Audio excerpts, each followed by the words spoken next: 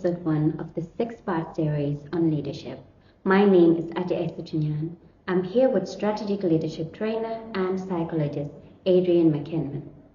Adrian, your website indicates that you teach 10 business-based courses, but you do not have a single course focusing on popular styles like transformational or strategic leadership. Instead, you focus on learning from destructive leadership. Why is that? Discussing transformational and charismatic leadership has its place. However, far too large a percentage of leadership courses have focused on these idealized, almost romantic forms of leadership. This is problematic because it's not what you probably encounter. Those models are based on powerful individuals, such as heroes, martyrs, and saints. However, most leaders are not like that. Sadly, many are destructive. Thankfully, researchers have begun to focus on destructive leadership. Unfortunately, leadership trainers have maintained their focus on the positive end of leadership, partially because understanding destructive leadership requires a solid understanding of psychology. And that's where I fit in. I help business people learn from destructive leaders so they don't do the same things. But if you do not focus on positive business models, and only teach business people about negative leadership styles, do they not end up lost, as they know what not to do, but do not know what to do? That's a great question. However, the answer is a definite no. I help my clients understand the key features of destructive leaders, and then I help them question whether they need to change some of their behaviours. I also teach them a philosophical leadership model that I call the phenomenal leadership pyramid, so that they know how to create a healthy work environment and be a constructive leader. Before we go any further, maybe now is a good time to examine what destructive leadership is. Could you please define destructive leadership? You can divide leadership simplistically into good leadership and bad leadership. Bad leadership can then be further divided into either destructive leadership or ineffective leadership.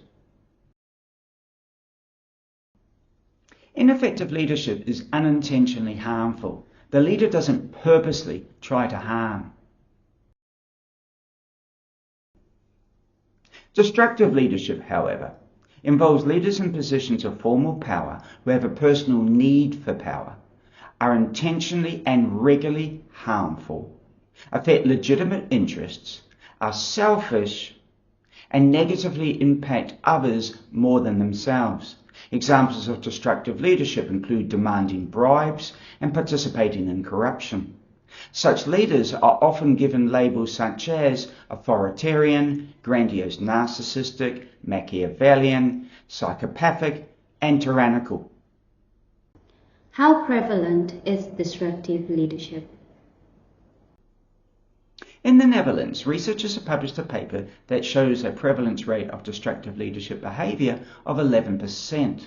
Even higher prevalence rates have been found in a Norwegian study.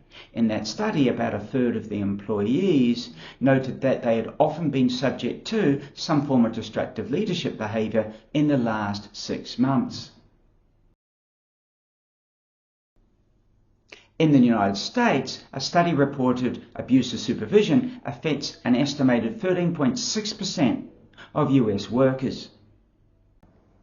Could you please explain why destructive leadership is so bad? First, there's the financial cost. For instance, the US Justice Department has alleged that a pharmaceutical company has ensured that virtually everyone on Medicare did not have to pay a copay to use their drug. This caused them to make illegally $1.9 billion. But it's not just organisations that are doing this. Likewise, a FIFA vice president has accepted that he is guilty of wire fraud and racketeering and had to forfeit $6.7 million US. Second, there's the cost of how business is conducted. For instance, the US Department of Justice has charged 14 defendants, including some high-ranking FIFA officials, with money laundering, racketeering and wire fraud involving more than $150 million. It's been happening for so many decades that bribes and illegal payments are just seen as the usual way of doing business at FIFA. Third, there's the psychological cost. For instance, a 2007 study reports $23.8 billion is lost annually to things such as employee absenteeism, employee turnover, and lowered productivity that abusive United States supervisors cause. How can we decrease the likelihood of destructive leadership? Here are 3 suggestions. Make your organisation highly accountable, highly ethical, and highly transparent. Those are 3 concrete actions that work. However, it really all comes down to the leader's fundamental values. For example, here's another suggestion. Make your organisation a supporter of whistleblowing. That can't happen if the board of directors cherishes values such as a comfortable life, nepotism, and selfishness. But it can if they prioritise other values.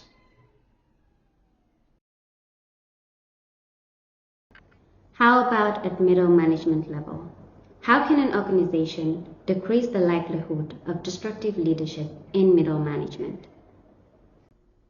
The best way is to avoid hiring or promoting the wrong individuals into leadership positions. This is not simple, as the personality styles that prospective employers find attractive are not necessarily conducive to constructive leadership principles. For example, we know from good research that dominant personality styles shine in job interviews. Unfortunately, those same individuals tend to value their power above the well-being of others. Similarly, don't hire selfishly entitled leaders. They tend to believe statements such as, if I were on the Titanic, I would deserve to be on the first lifeboat. And I honestly feel that I'm just more deserving than others. They have a history of putting their self-interest ahead of others. Unfortunately, once they're in power, they tend to disregard things like the policies, rules, and the law. So screen out selfishly entitled leaders in job interviews. To conclude, do you have anything you want to emphasize?